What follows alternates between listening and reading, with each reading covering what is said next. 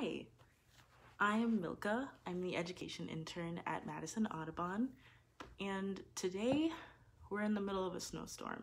I know that school got canceled, so we weren't able to do any of our normal lessons during the day, but Carolyn, the education director, and I were talking about how this would be the perfect time to do something at home when we're stuck inside, kind of get moving a little bit. And of course, we need to make it educational, so we're going to do it while talking about metamorphosis. Metamorphosis is this really almost magical process that a lot of insects and amphibians go through. And it's kind of a long word, so the best way that I like to think about it is to break it down. So the word metamorphosis has Greek origin, and the parts of the word all mean different things, and it will help us understand it a little bit easier. So the first part of the word, meta, means change. And the second part of the word, morph, means shape.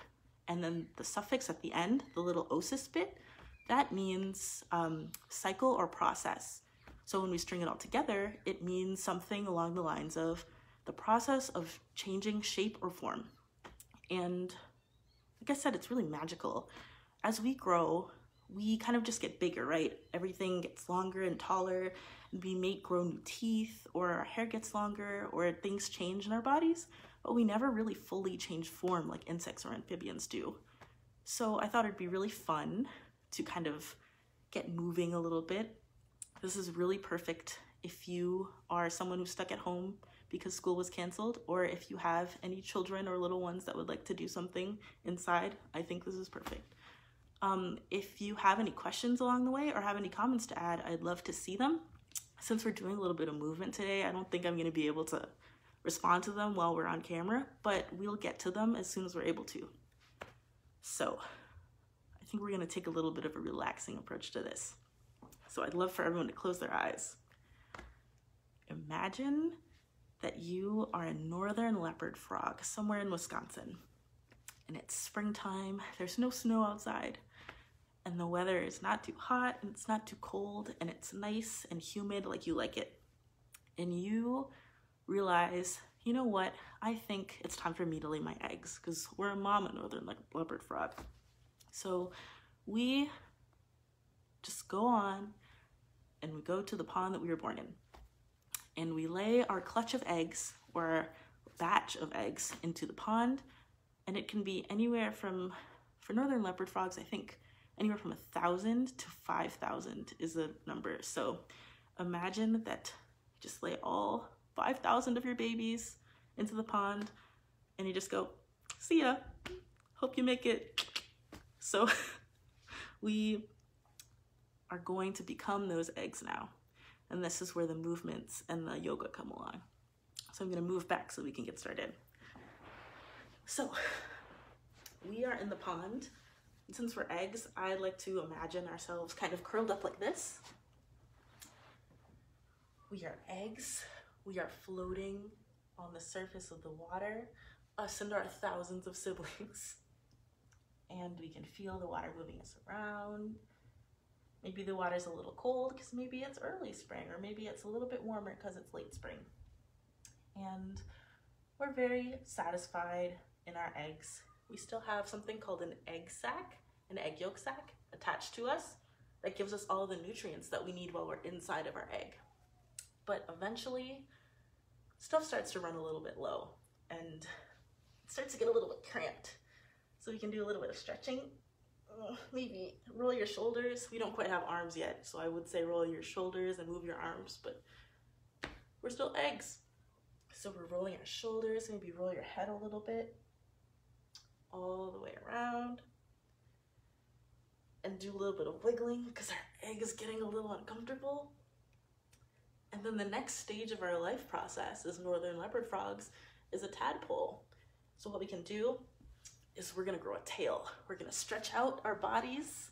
Hopefully you have a little bit of room. I probably should have prefaced this with saying make a little room for yourselves, but we're stretching out and we have a tail.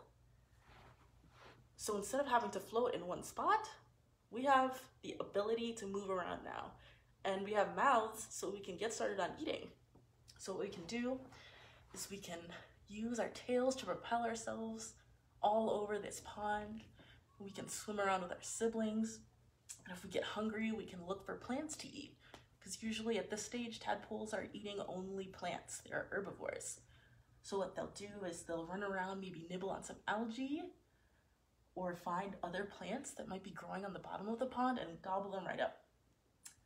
And maybe when we run out of plants in one other area, we can go from swimming slow to swimming a little bit faster. We can speed up.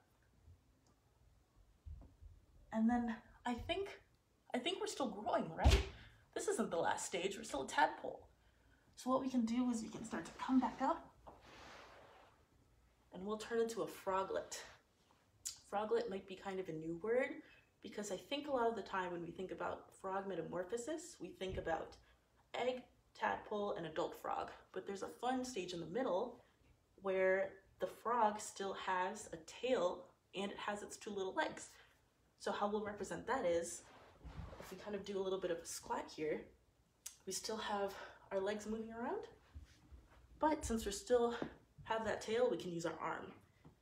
So we can go back to swimming around our pond, eating all of the plants and algae that we want, and we can swim fast, or we can swim slow and just let the water take us along.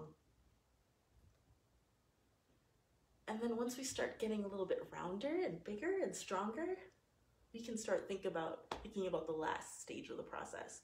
We can become frogs.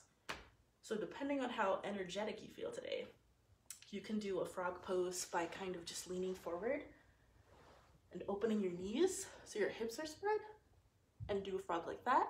Or if you're feeling very energetic, you can go ahead and do the full froggy hop and do some hopping around.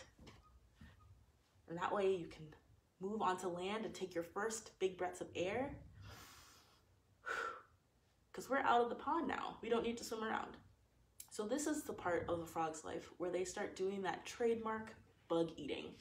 So a lot of the time they'll use their long tongues and grab onto their food.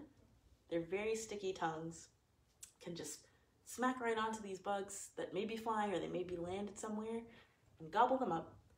So what we'll do is we'll grab bugs and eat them. We'll grab bugs and eat them. And now I think it's a good time to add in a little bit of predator-prey action here, right? So since we are the Audubon, I'm thinking of a bird that loves to eat frogs. Thinking of a very tall, beautiful bird. A bird that has long legs and a long neck. So what I'll do is I'll raise the camera up so you can see that. We'll have our necks, it's a little crooked, and I'll tighten it a little so that it doesn't go anywhere. Awesome. So we'll use our long necks. Maybe some of you have guesses. They have these great crests on the top of their heads. I'm thinking of a great blue heron, and unfortunately, this great blue heron just flew in and landed at the pond where we were born. Oh dear, but we don't know that yet. So we're gonna be the heron. We're going to use our long necks and maybe stretch it out and look one direction, and we'll stretch it out the other way and look in the other direction, and maybe we'll do some preening too. We'll adjust that beautiful crest of ours. And preening is a process kind of like how we brush our hair or comb it or wash it in the shower. They take care of their feathers by picking out any unwelcome guests like mites, or they'll readjust them if they've been ruffled for some reason. So we'll fix our feathers by preening them. We'll preen this side and then we'll preen the other side. And I don't know, all this preening has made me kind of hungry. So we're gonna start looking for our next meal. We're gonna face this way and we're gonna scan the water for any movements. And lucky for us, unlucky for the frog, we found a beautiful looking snack. So we look down and we stalk closer. Maybe we use our long legs and are able to walk and get closer slowly and slowly to our frog snack. And we'll look down And this is the coolest part about herons, I think, is we'll reel back our neck a little bit and we'll snap. And the frog is gone. We've had our delicious snack. Gulp, gulp, gulp, gulp. We'll go one more time. Maybe we see another frog and we'll go whoop, lightning fast. And we'll preen ourselves again after our beautiful meal. Maybe we got a little bit fussed up by it. Preen, preen, preen. And then we can tuck our wings in and maybe curl our necks up and take a little nap. I had a lot of fun doing that. Definitely feeling a little bit of cabin fever because of the snow. I'm not sure if you can see it outside, but it's still coming down a little bit lightly for me. But like I said, if you have any questions or comments about the animals we talked about today, the northern leopard frog or the great blue heron, or any of the process we had, or any fun comments for that matter, we'd love to see them and we'll answer them as soon as possible. And while we're having a time where we're all kind of stuck at home, it's really good to note that MadisonAudubon.org has a lot of other really fun videos, games, and activities for us to do while we're at home that also help us learn about the wonderful nature that's around Madison. So this was Milcah, the education intern. I'm really glad that you joined me, and I'll see you next time. Bye.